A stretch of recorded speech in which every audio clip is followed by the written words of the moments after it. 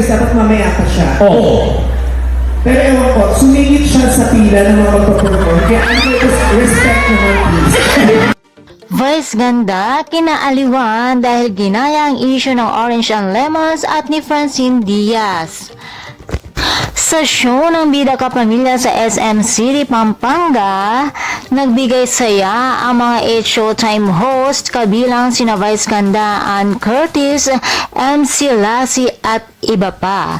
Samantala, kinaaliwan naman ng husto ang naging hirit ng Unbogable Vice Ganda kay Ann Curtis dahil ayon kay Vice ay sumingit lamang daw sa pila ng mga magpe-perform si Ann. Biro pa ni Vice, respect naman daw sa iba pang mga artist. Pero charot-charot lamang ito. Kaya naman punong-puno ng tawanan at kasiyahan ang show dahil sa ginaya niya ang issue kamakailan lamang ng Orange and Lemons at ng aktres na si Francine Diaz na kalaunan din ay nagkaayos na ang dalawang kampo.